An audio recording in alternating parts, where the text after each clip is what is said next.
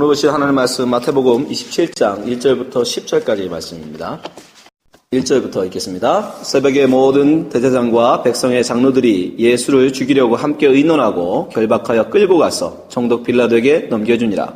때에 예수를 판 유다가 그 정죄의 됨을 보고 스스로 뉘우쳐 그 은 30을 대장들과 장로들에게 도로 갖다 주며 가로되 내가 무죄한 피를 팔고 죄를 범하였도다 하니 저희가 가로되 그것이 우리에게 무슨 상관이 있느냐 내가 당하라 하거늘 유다가 은을 성소에 던져놓고 물러가서 스스로 목매어 죽은지라. 대제장들이 그 은을 거두어 가로되 이것은 핏값이라 성전구에 넣어둠이 옳지 않다 하고 의논한 후에 이것으로 토기장에 밭을 사서 나그네의 묘지를 삼았으니 그러므로 오늘날까지 그 밭을 피밭이라 일컫느니라. 이에 선자 예레미야로 하신 말씀이 이루었나니 일렀을 때 저희가 그 정과된 자 곧 이스라엘 자손 중에서 정가한 자의 자격 곧 은 30을 가지고 토기장에 밭값으로 주었으니 이는 주께서 내게 명하신 바와 같으니라 하였더라. 아멘. 오늘 마태복음 84번째 시간으로 베드로 대 가룟유다라는 제목으로 함께 말씀 나눠보겠습니다. 여러분 생각에는 베드로와 가룟유다 중에 누가 더 나쁜 사람이라고 생각하십니까? 역사적으로 보면 이미 많은 사람들이 베드로는 훌륭한 사람으로 인식하고 있고 가룟유다는 나쁜 사람으로 이미 평가하고 있죠. 그래서 오늘 이 본문 말씀을 통해서 우리가 한번 정말 베드로와 가룟유다 두 사람이 누가 더 옳고 그른지를 한번 보기를 원합니다. 여러분 성경은 원래 이 장과 절이 없었습니다. 기록할 당시에는.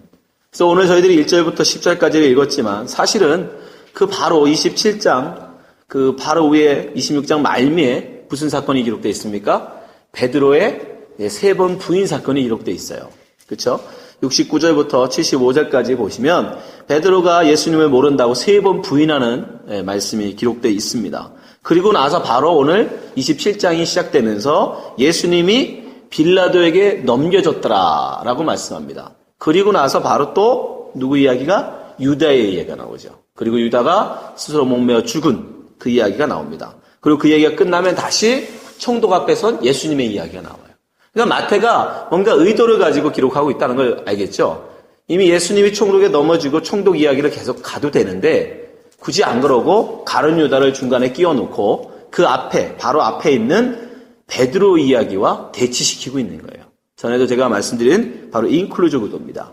바로 샌드위치처럼 예수님이 지금 빌라도에게 넘겨줌을 사이에다 두고 위에는 베드로의 부인, 아래는 가룟유다의 배신 두 개를 지금 대비시키고 있는 겁니다. 근데 우리는 그냥 결론적으로 이미 가룟유다는 나쁜 사람 이렇게 결론을 내버려요. 근데 여러분 조금만 더 깊이 말씀을 보면 꼭 그렇지만 않다라는 겁니다. 왜 그렇습니까? 베드로 같은 경우는 지난 시간에 지난번 주에 제가 잠깐 말씀드린 것 같은데 74절 말씀을 한번 보세요. 마태복음 26장 74절입니다. 저가 베드로입니다. 저주하며 맹세하여 가로되 내가 그 사람을 알지 못하노 하니 닭이 곧 울더라. 이 저주하며 맹세가 뭐라고 했죠? 저주하고 저주했다는 거예요. 완전한 저주, 완전한 부인. 그러니까 지금 그 많은 사람들 앞에서 베드로는 예수님을 자기의 스승이 아니다라고 부인해버린 거예요. 그렇게 부인하는 건 완전히 이스라엘 민족에게 저주하고 저주하는 건 더할 수 없는 욕입니다. 모욕이에요. 그 많은 사람들 앞에서 예수님을 지금 욕보인 거예요. 베드로는. 그런 큰 죄를 저지르고 그는 나가서 심히 통곡하여 울었죠. 근데 가룟유다 역시 자기의 죄에 대해서 뉘우칩니다. 자, 5절 보세요. 오늘 본문 5절. 유다가 은을 성소에 던져놓고 근데 그 뉘우친 다음에 그는 어떻게 합니까? 은을 성소에 던져놓고 목매어 죽어버립니다. 왜요? 내 죄는 내가 책임진다. 베드로는 그저 자기가 부인한 그 일, 예수님을 저주하고 저주한 일을 그저 일에 대해서 나가서 통곡하고 울었더라고 끝이에요. 그러나 가룟유다 같은 게 어떻게 해요? 자기의 죄가, 자기의 그 정죄함이 잘못된 것을 알고 스스로 뉘우치고 자기가 받은 돈도 다시 가서 돌려주고 그리고 예수는 무죄하다라고 얘기하고 그리고 나의 큰 죄는 내가 책임진다 하고 가서 스스로 목매 죽어버렸어요. 그러니까 자기의 잘못에 대한 확신한 뭐가 있는 거예요? 반성, 액션이 있어요. 근데 가룟 유다는, 그 베드로는 어떻습니까? 그냥 그가 그 주님을 역시 부인하지만 그냥 통곡한 것으로, 운 것으로 끝나요. 26장 75절 한번 보세요. 이에 베드로가 예수의 말씀 딱 울기 전에 내가 3번 나를 부인하라 하심이 생각나서 밖에 나가 심히 통곡하니라. 끝. 그럼 통곡을 했으면 정말 이게 반성이고 회개면 어떻게 해야 돼요? 지금 예수님이 재판받고 있단 말이죠. 그때 뛰어들어가서 예수는 무죄하다. 가룟 유다처럼 정말 그걸 뉘우쳤으면 뛰어들어가서 예수는 무죄하다라고도 외쳐야 되는 거 아닙니까? 근데 그런 거 없어요. 그 정도뿐 아닙니다. 그리고 또 어떻게 해요? 여인들이 예수님을, 부활한 예수를 만났다라고 증언했음에도 불구하고 나는 물고기 잡으러 간다. 예수님의 부활에 관심이 없어요. 그 부활의 주님을 만나고자 하는 의지도 없어요. 나는 다시 그냥 예수님 없어졌으니까 나는 옛날 고기 잡던 그 어부로 돌아갈래. 요한복음 21장 3절 보세요. 시몬 베드로가 나는 물고기 잡으러 가노라. 예수님이 그를 뭘로 불렀어요? 사람을 잡는 어부. 사람을 낚는 어부로 불렀어요. 근데 이제 나는 그거 안 하겠다는 거예요. 나는 다시 뭐 잡는? 고기 잡는 어부가 되겠다는. 그리고 돌아가 버려요. 그러니까 어쩌면 더 뻔뻔한 사람이에요. 그렇지 않습니까? 베드로가 더 뻔뻔하잖아요. 가룟 유다는 그래도 자기 죄에서 뉘우치고 남자답게 그것도 돌려주고 토해내고 스스로 목숨으로 그 자기의 죄의 값을 치러요. 그러나 베드로는요 뻔뻔스럽게도 그냥 다시 난 물고기 잡으러 갈래. 근데 중요한 게 있어요. 이 두 사람이 사실은 그러니까 결국 둘 다 죄인이에요. 굳이 죄의 차이를 두자면 가룟 유다는 능동적으로 자발적 자기 의지를 가지고 죄를 지은 죄인이고, 그렇죠? 그건 자기 의지를 가지고 예수님을 부인했잖아요. 그렇죠? 적극적으로. 그러나 베드로는요 수동적인 자의적 자기 의지를 가지고 한 건 아니지만 결국은 주위의 환경이 됐든 사람들의 어떤 눈치가 됐든 결국은 예수를 부인해버리는 그런 죄인이었다고요. 그 굳이 수동적인 죄인이라고 하자고요. 자기 의지를 가지고 한 건 아니니까. 어떻게 됐든 수동적인 죄인이든 능동적인 죄인이든 둘 다 죄인이에요. 둘 다 배신한 거예요. 둘 다 배신한 겁니다. 그런 점에서는 여러분 가룟 유다나 베드로나 똑같은 사람이에요. 가룟 유다가 너무 나쁘고 악해서 그런 비참한 최후를 맞았다? 아니요. 똑같습니다. 둘은 똑같아요. 근데 두 사람이 다른 게 하나 있다면 그건 뭐냐면 베드로는 뻔뻔스럽게도 뻔뻔함으로 다시 주님 앞에 섰다라는 거예요. 그 차이밖에 없어요. 가룟 유다는 내 죄는 내가 책임진다. 그리고 스스로 목매어 죽어버렸는데 베드로는요 뻔뻔스럽고 주님이 다시 그를 찾아오시잖아요. 갈릴리까지 다시 찾아오셔서 다시 물으시죠.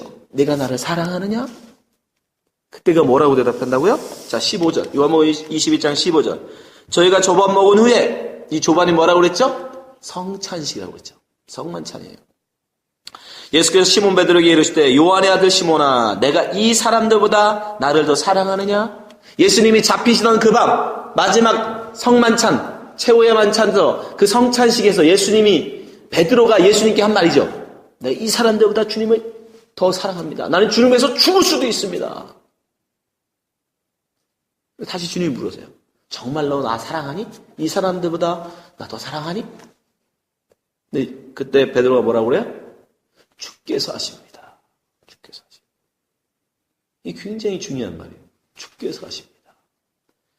내가 주님을 사랑하고 사랑하지 않고 주님을 따르고 배신하는 거 이거 내가 할 수 있는 게 아니더군요. 제가 할 수 있는 게 아니에요. 제가 하고 싶다고 할 수 있는 게 아니더군요. 라는 거예요. 주님의 인도하심. 주님이 나를 인도해 주셔야 할 수 있군요. 라는 얘기예요. 오늘 마태는 일부러 가룟 유다의 사건들도 계속해서 구약의 말씀들을 인용해서 그것이 다 뭐다? 말씀에 이루어진 거다라고 얘기해요. 그렇죠? 예레미야 예언대로 되어졌다. 근데 유다라는 이름도 여러분 이미 예언되어진 거예요. 왜요? 요셉이 형제들에 의해서 팔리죠. 이스마엘 장사꾼들한테 팔려갑니다. 애굽으로, 그죠? 그때 누가 팔자고 제안해요? 유다가. 유다가 그를 은 30에 팔자고 제안해요. 이미 유다라는 사람에 의해서 예수가 팔릴 것을 예고하신 거예요. 그러니까 가룟 유다의 모든 삶이 이미 구약에 예언되어져 있던 일들이에요. 그 성취되는 거예요. 그러니까 우리가 내가 내 의지를 가지고 내가 열심히 주님을 사랑하겠습니다 한다고 사랑할 수 있는 게 아니더군요. 나는 아무것도 아닙니다. 그저 주님이 쓰시면 쓰임 맞는 사람 낚는 어부가 되는 거고, 주님이 버리시면 그저 한 줌의 죄 돼서 흙이 돼서 먼지 돼서 날아가는 게 제 인생입니다 라고 자기를 다 내려놓고 포기하는 거예요. 그게 차이예요. 가룟 유다나 베드로나 둘 다 똑같은 죄인입니다. 하나는 예수님 옆에서 죄를 졌고 하나는 예수님 떠나가서 죄를 지었을 뿐이에요. 그러나 둘의 차이는 뭐예요? 사람들을 볼 때는 뻔뻔스러운 것 같지만 내 죄는 내가 책임이다 하고 몸에 죽는 게 아니라 예수님 도와주세요 하고 예수님한테 한 사람은 돌아와서 예수님의 은혜를 붙들었다라는 거예요. 그 차이밖에 없어요. 그 차이밖에. 근데 우리는 이런 거 들으면 맨날 그렇게 생각하잖아. 그래도 저렇게 적극적이고 능동적이고 자발적으로 죄인진 주님을 떠나가 버린 그런 사람이 나쁜 사람이지. 그래도 주님 옆에서 죄를 안 지려고 발버둥 치고 주님 앞에 좀 거룩하게 살려고 몸부림치고 주님 옆에서 열심히 신앙생활한 그래도 그 사람이 더 의인이지. 정말 그럴까요? 오늘 이야기가 만약 끝나면 이 이야기만 있으면 마치 그런 것 같잖아. 그래도 베드로처럼 예수님 옆에서 어떻게 하든 배신 안 하고 예수님을 끝까지 사랑해 보려고 예수님 옆에 있는 사람이 그래도 나중에 예수님의 은혜를 붙들게 된다. 이렇게 끝날 것 같잖아요. 근데 예수님이 그럴까봐 그러셨는지 누가복음 15장에 가면 무슨 비유로 얘기하세요? 탕자의 비유로 얘기해요. 탕자의 비유. 탕자의 비유.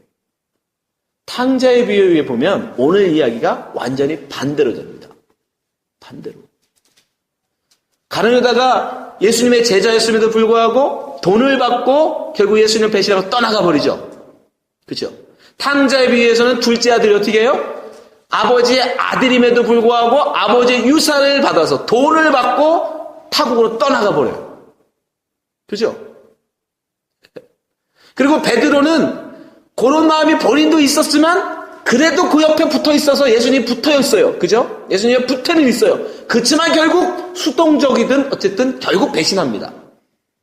근데 큰아들은요. 탕자에 비해서 큰아들은 아버지 앞에 계속 함께는 하지만 아버지 집에 있기는 하지만 그 마음속에 무슨 마음이 있었어요? 둘째 아들처럼 나도 아버지 유산을 좀 받았으면 그걸 내가 좀 누렸으면 하는 마음이 있었어요.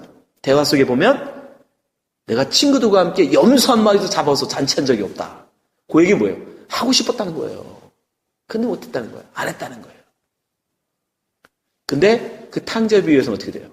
베드로와 가룟 유다에서는 가룟 유다가 하나님의 결국 버림을 받는 존재가 되는데 탕자 비유에서는 반대죠.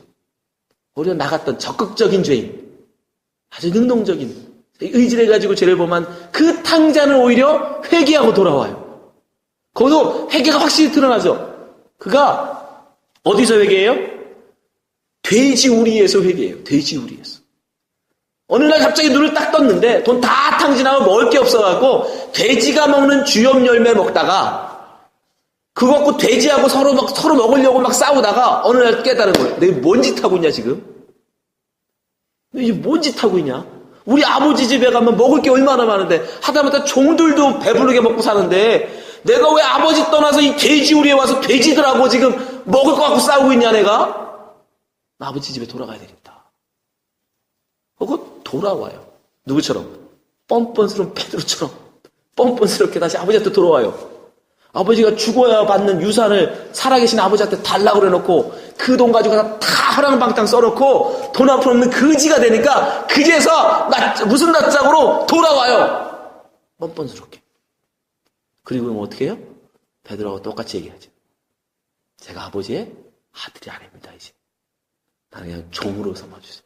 나는 이젠 아버지의 아들이 볼 자격이 없습니다. 나는 그저 종입니다. 나는 죽은 자입니다. 그냥 종으로 여겨주세요. 그랬더니 오히려 아버지가 어떻게 해요? 그를 아들 삼아 보여요. 아들. 반지를 끼우고 신발을 신기고 옷을 입히고 아들 삼아 보여요. 왜요? 아버지의 사랑, 그 은혜를 그는 믿은 거예요. 내가 비록 뻔뻔하게 돌아가도 우리 아버지는 나를 내치지 않는다. 근데 큰아들은 어떻게 돼요? 가룟 유다가 내 죄는 내가 책임진다고 목매어 죽었죠. 왜? 죄가 너무 크니까 그 죄를 감당할 길이 없어 결국 자살로 그 죄값을 치러요. 근데 큰아들도 뭐라고 생각해요? 창기들과 돈을 다 허랑방탕 써버린 그가 돌아오매 아버지가 잔치를 베풉니다. 라고 얘기해요. 그건 무슨 말이에요? 여러분, 내 죄는 내가 책임진다라는 말을 뒤집어서 상대방에게 하면 무슨 말이 되는 줄 아십니까? 내 죄는 내가 책임진다 되게 멋있는 말이죠. 그걸 상대방, 유로 바꾸면 어떻게 되는 줄 알아요? 너 죄 졌으면 죄값 치러 이 얘기예요. 죄값 받아야지. 죄를 졌는데 무슨 죄값을 받아야지 이 소리예요. 그러니까 그 아들은 탕자에 대해서 뭐라고 그래요? 그렇게 죄를 졌는데 어떻게 그냥 용서해 주냐 말이에요. 어떻게 은혜를 베푸냐 말이죠. 벌을 받아야지. 그리고 아버지가 그 둘째 아들을 위해서 만든 잔치, 잔치에 가지 않아요. 심지어 아버지가 데리러 왔음에도 불구하고. 이 굉장한 모욕입니다, 여러분. 아버지가 아들한테 직접 데리러 잔치에 오라고 초청으로. 원래 종이 가는 거예요. 주인이 가는 게 아닙니다. 그럼에도 불구하고 친히 아버지가 가서 초청함에도 불구하고 큰아들이 안 가요. 왜요? 그가 죄를 졌기 때문에 죄값을 치러야 된다.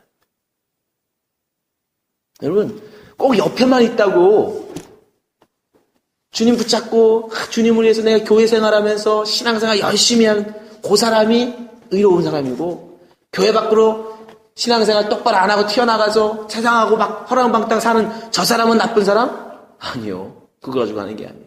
여러분, 우리는 죄가 없음으로 구원 얻는 게 아닙니다. 죄가 좀 덜 짐으로 구원 얻는 게 아니에요. 뭐예요? 은혜를 붙드는 사람이 구원을 얻는 거예요. 은혜를 붙드는 사람. 비록 뻔뻔함을 할지라도 은혜를 붙드는 이 탕자처럼 은혜를 붙드는 사람. 베드로처럼 은혜를 붙드는 사람. 주님이 하십니다. 주님이 아니면 제가 어떻게 주님 살아갑니까? 아버지 아니면 제가 어떻게 먹고 살겠습니까? 아버지 살려주세요라고 그 은혜를 붙드는 자들이 사는 거예요. 성경은 우리에게 분명히 말씀하십니다. 우리는 모두 다 죄인이라는 거예요. 이 땅에 죄 아닌 사람이 없다는 거예요. 죄인 아닌 자가. 로마서 3장 10절 기록된 바 의인은 없나니 하나도 없으며 깨닫는 자도 없고 하나님을 찾는 자도 없고 다 치우쳐 한 가지로 무익하게 되고 선을 행하는 자가 없나니 하나도 없도다. 아니야, 그래도 나는 저 사람보다 좀 덜 그래도 죄 짓지 않았잖나? 나는 그래도 교회 신앙생활 열심히 하고 교회 집사로 목사로 열심히 신앙생활 했으니까 그래도 난 저 사람보다 좀 낫지 않나? 라고 말하면 여러분 하나님을 거짓말쟁이로 만드는 거래요. 요한이 1서 1장 10절 만일 우리가 범죄하지 아니하였다 하면 하나님을 거짓말하는 자로 만드는 것이니 또한 그의 말씀이 우리 속에 있지 아니하니라. 결국 우리는 뭐라고 고백할 수밖에 없어요? 다 우리는 죄인입니다. 하나님 저는 죄인입니다. 제 의지로는 하나님을 떠날 수밖에 없는 그런 자입니다. 큰 아들처럼 아버지 옆에는 있지만 그 속마음은 뭐예요? 나도 작은 아들처럼 그 돈 받아서 썼으면 좋겠다. 아버지 유산 받아서 내 맘대로 쓰고 싶다. 여러분, 그 죄인이에요. 베드로처럼 예수님 옆에 붙어 있어도 빨리 예수님, 주님 나라 임해서 내가 빨리 여의정 됐으면 좋겠다. 좌의정 됐으면 좋겠다. 국무총리 되면 좋겠다. 고만 갖고 있으면 그게 죄인이라고요. 여러분 예수 믿으면서 야 예수 믿어서 건강했으면 좋겠다. 예수 믿어서 우리 자식 새끼들 잘 됐으면 좋겠다. 고만 가지고 예수 쫓아가고 있으면 그게 죄인이라고요. 교회 안 나오는 사람만 죄인이 아니라. 여러분 똑같은 거예요. 다 죄인이에요. 여러분이 죄가 없어서 여러분이 주님이 여러분을 사랑하는 게 아닙니다.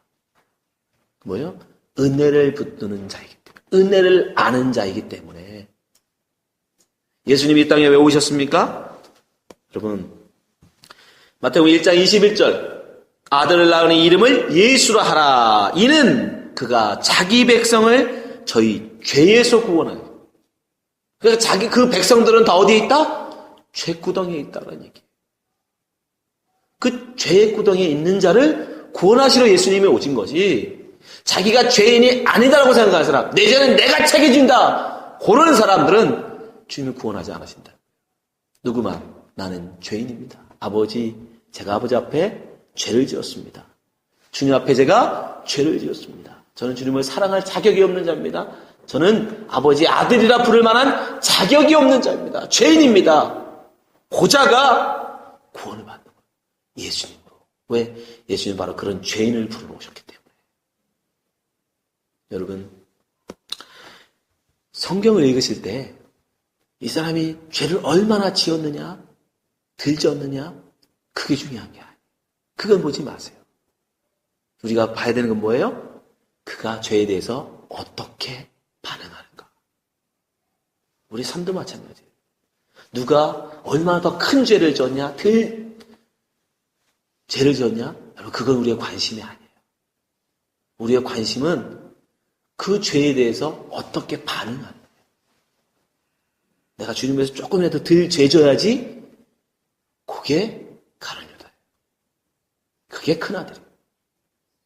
나는 어쩔 수 없어. 나는 이렇게 죄인일 수밖에 없구나. 주님 아니면 나는 구원을 얻을 수 없는 그런 존재구나. 그가 베드로입니다. 그가 탕자입니다. 주님은 그를 구원하십니다. 여러분, 여러분의 행위를 붙들지 마십시오. 여러분의 의지를 붙들지 마십시오. 여러분의 신념을 붙들지 마세요. 오직 주님의 은혜만을 붙드십시오. 주님의 은혜로 우리는 구원을 얻는 겁니다. 주님의 은혜로 우리는 이 자리에 있는 겁니다. 그리고 다른 이들을 정죄하지 마십시오. 1만 달란트 탕감받은 우리가, 은혜로, 뻔뻔하게 은혜로 탕감받은 우리가, 용서받은 우리가 어떻게 처음 죄가 보인다고 그걸 비난할 수 있어요? 그걸 정죄할 수 있어요? 그건 은혜를 모르는 자애들의 이야기예요. 은혜를 모르는 큰아들처럼, 그건 큰아들과 같은 겁니다. 오직 은혜를 아는 사람은, 내 죄가 얼마나 큰 죄가 용서받았는지를 아는 이 탕자는 결코 다른 탕자를 보면서 이 나쁜 놈이라고 말하지 않아요. 왜요? 자기도 똑같은 사람이거든. 자기도 똑같은 사람. 여러분, 이 말씀을 보면서 여러분의 그 마음을 바꾸십시오. 베드로가 더 죄있냐? 가룟 유다가 더 죄있냐? 이게 아니라 누가 더 하나님의 은혜를 붙드는 자인가?